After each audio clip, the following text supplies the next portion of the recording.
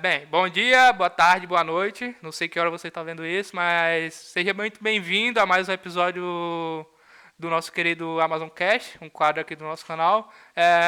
No dia de hoje, nós trouxemos dois pesquisadores do Instituto Mamirauá. O pesquisador Bruno Santana. Bom dia, boa tarde ou boa noite a todos. Muito obrigado pelo convite. E a pesquisadora Clarice Nunes. Bom dia, boa tarde, boa noite a todos e obrigada pelo convite. Bem, hoje nós vamos tratar sobre um tema que já vem sendo tratado em outros episódios, que seria o tema do desmatamento na Amazônia. Esse é um tema bem recorrente das últimas décadas, é um fato que vem ocorrendo desde a década dos anos 70, tá ligado?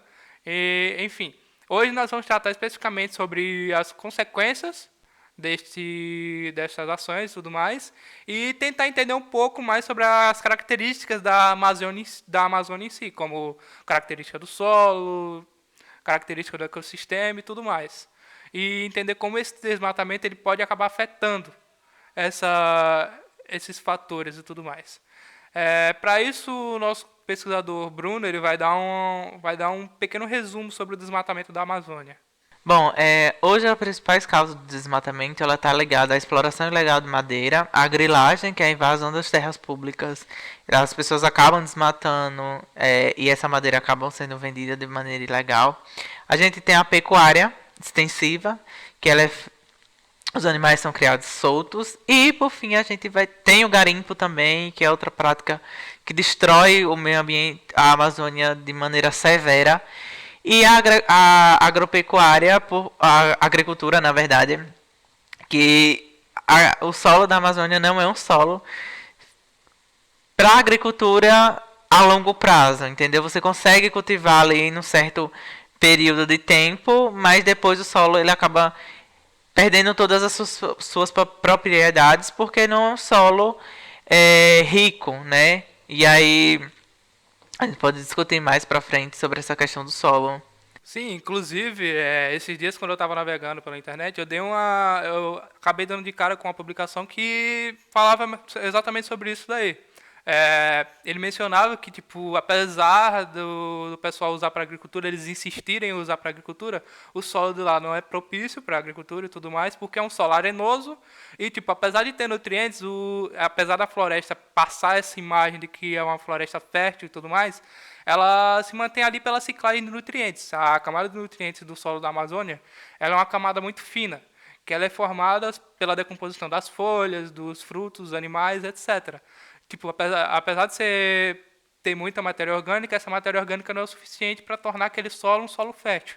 Ele é arenoso, tem muita acidez, é pobre em termos de nutrientes e tudo mais. Tipo, tem baixa capacidade de troca catiônica, entre outros fatores que tipo, acabam impossibilitando utilizar aquela área ali para a agricultura em si. Mas o pessoal ainda insiste e tudo mais. Inclusive, o corte das árvores, a tirada dessa cobertura vegetal, ela acaba favorecendo ainda mais para a degradação desses solos, que já, por sinal, já são pobres. Ele fala também que tipo, a retirada dessa cobertura vegetal ela favorece a lixiviação, que seriam basicamente os nutrientes, os poucos nutrientes que já tem, seriam carregados pela água da chuva e deixaria o solo ainda mais pobre e tudo mais. Tipo, basicamente, o desmatamento ele serve hoje em dia como um catalisador para piorar ainda mais a situação que já está caótica. Exatamente, mas para a gente entender isso, vamos entender quais são os ecossistemas que dividem, abrangem a Amazônia, e aí a gente vai dividir em dois grandes grupos, que seriam as florestas de terra firme e as florestas alagáveis, que aí a gente tem os igarapós e as vásias. Eu trabalho mais com a questão das vásias, que tem um impacto ali. As vásias elas foram formadas ao longo dos milhares de anos e elas estão próximas ali nas margens dos rios, né? E aí, quando a gente pensa assim de maneira geral, quais são os grandes principais rios da Amazônia, né? A gente tem o Rio Negro e o Solimões, né? Que tem o encontro das águas.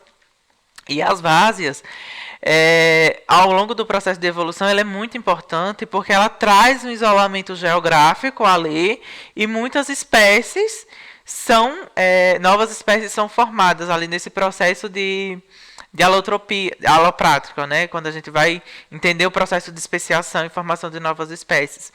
Quando a gente vai ali para entender como que o ciclo das chuvas ele é importante, mais para frente a gente vai entender, a Clarice vai falar um pouquinho mais sobre isso, da questão do ciclo das chuvas e como o desmatamento ele vai implicar nessa questão da disponibilidade de chuvas. O ciclo da cheia ele é importante justamente para a questão da reprodução das espécies, não só para a espécie animal, mas principalmente para as espécies vegetais. Quando a gente entende no processo de reprodução animal, diversas espécies de peixe, de mamíferos aquáticos, eles utilizam essas áreas de várzea, né, que é a floresta imundável, para a reprodução. Então é um refúgio, é um abrigo ali para eles se reproduzir. E as próprias espécies vegetais, porque elas, no processo de fenologia, o momento da dispersão é no momento do ciclo de cheia. E aí você pode pensar, né, uma semente cair, e aí a gente tem o exemplo de algumas espécies que vão dispersar suas sementes através da anemocoria, da barocoria ou espalcam, né? Elas espalcam e liberam suas sementes na água. E aí um exemplo a gente tem o assacu, o louro inamuí. O louro inamuí ele é bem interessante porque ele dispersa suas sementes. Quando você coleta aquelas sementes que foram recém-dispersas e leva para o laboratório, elas não germinam. Mas quando você passa um tempo, quando você pega aquelas sementes que passaram um tempo dentro da água, e aí o peso da semente ele influencia até que ponto ele vai estar. Eu vou até pedir para o editor colocar um gráfico que mostra justamente a densidade que essas espécies, as sementes ficam no curso da água, permite com que essas sementes ela entrem em uma dormência secundária, induzida por falta de oxigênio, né, a questão da hipóxia. Atualmente não tem dados ainda para entender como que essa hipóxia ela modifica ali fisiologicamente aquela semente para as espécies de várzea, mas é o seguinte, quando elas passam um tempo ali na água, que você coloca para germinar, ela consegue. E o Lorenamui é o seguinte, à medida que o nível da água ele vai baixando, ela começa a se livrar de estruturas ali que recobrem a semente ela racha, e no momento que o nível baixa, que a semente ela toca no chão, ela começa emite a radícula, germina e forma uma nova plântula. Então, isso também está ligado à concentração de oxigênio, né? Essas espécies elas germinam em torno de 5 a 7 microgramas por litro de disponibilidade de oxigênio. E no ciclo de cheia, quando é no período mais crítico, que é no momento que as sementes são dispersas, o nível de oxigênio da água ali é bem baixo e as sementes elas não conseguem germinar. Então, para as espécies vegetais, ter o ciclo de cheia é muito importante para o seu processo reprodutivo. E para as espécies animais também, né? Porque serve de alimento. O tambaqui, ele se alimenta do elaiosomo que tem na semente da castanheira. E a castanheira ela vai ocorrer tanto nas áreas de várzeas quanto nas terras firmes. E para a gente destacar como que é importante, e por que a gente está, né, falando sobre a questão das áreas de várzea, é justamente porque no desmatamento existe um grande desmatamento dessas áreas e o desmatamento ele é 5 vezes, há uma chance de ser 5 vezes maior no processo de savanização dessas áreas de várzea. Isso é destacado no artigo do Bernardo e colaboradores, porque por conta também das características do solo, e também você desmatando essa área a longo prazo você vai justamente impedir as chuvas. E aí a Clarice ela vai destacar essa questão de como ocorre as chuvas. E você não tem chuva, você não tem ciclo de cheia, você não tem a reprodução das espécies. Então afeta um sistema em cadeia, né? E quando você tira a água, você acaba destruindo o ecossistema inteiro, né? E quando a gente pensa na questão do desmatamento, a gente pensa que o desmatamento só vai afetar a Amazônia, e não é bem assim. Exatamente. O desmatamento afeta o Brasil como um todo, e o mundo. Uma vez que o desmatamento, uma vez que o bioma ele tem um papel muito importante na distribuição de chuvas em toda a América do Sul, na regulação do clima, e ele também tem um papel importante na absorção de gases que são contribuintes para o aquecimento global.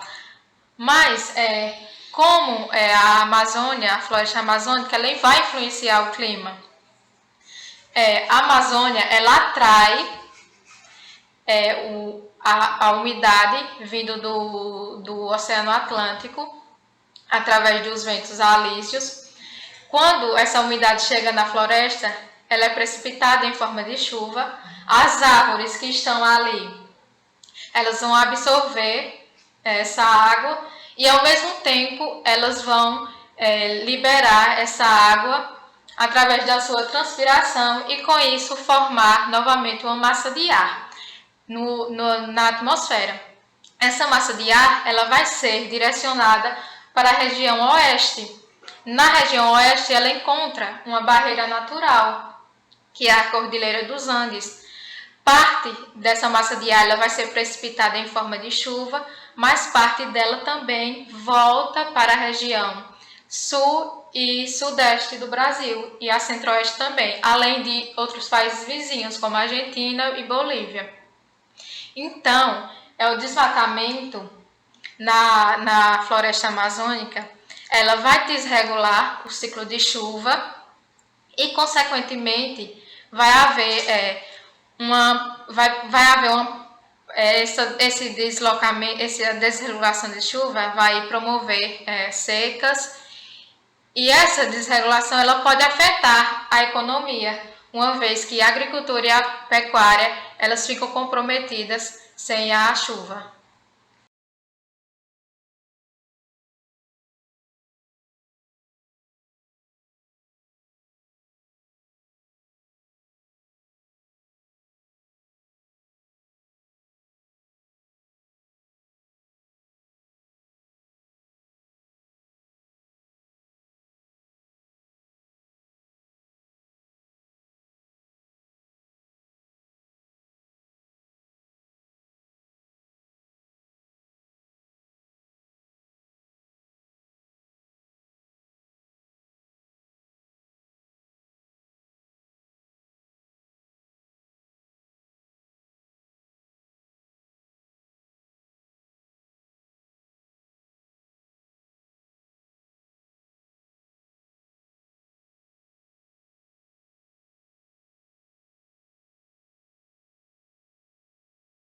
Sim, é isso, rapaziada. Então, nós ficamos por aqui com mais um episódio do AmazonCast.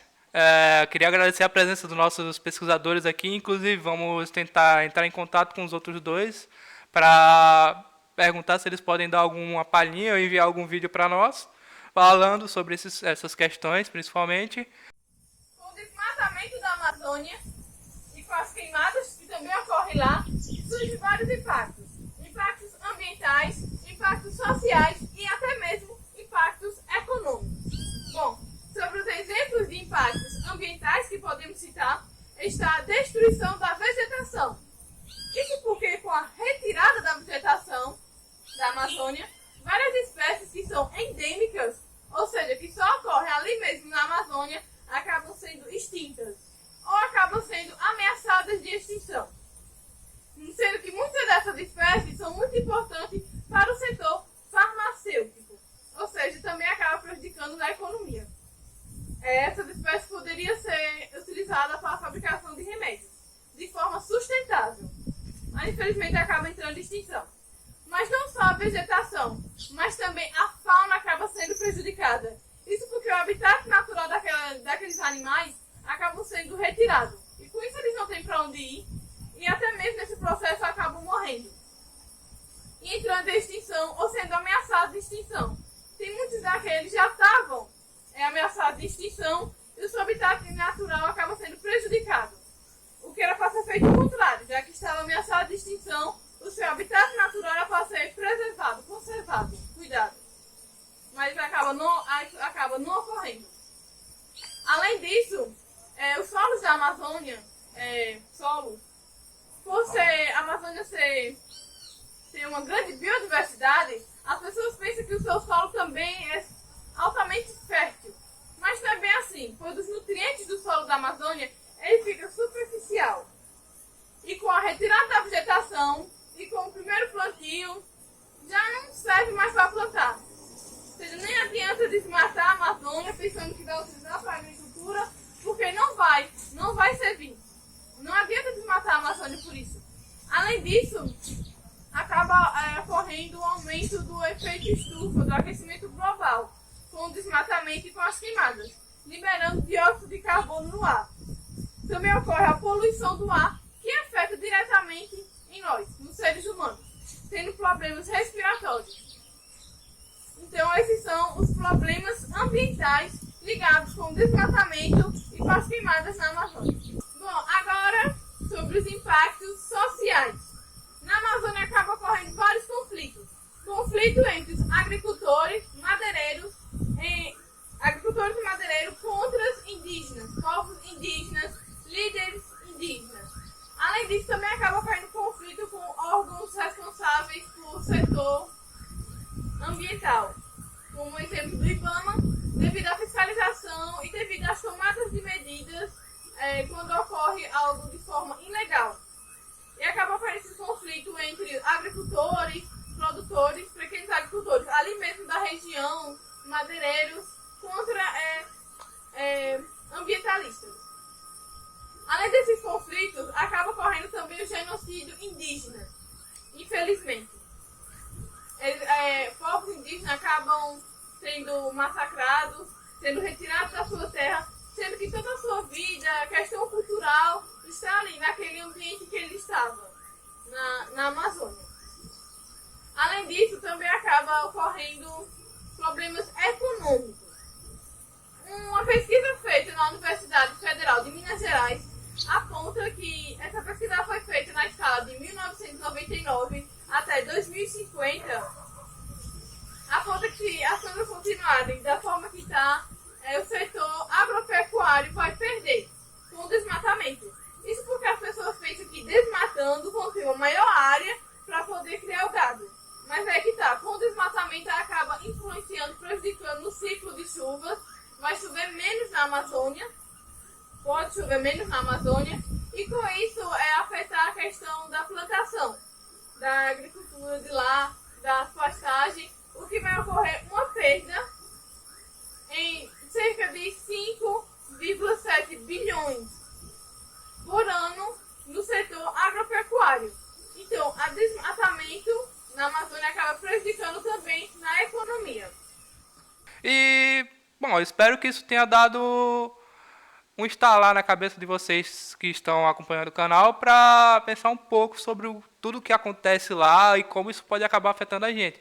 Porque apesar de vocês não acharem, isso pode afetar o país inteiro, tanto de forma ambiental quanto de forma econômica. Então, é isso, rapaziada. Espero que vocês tenham gostado. Deixa o like e até o próximo.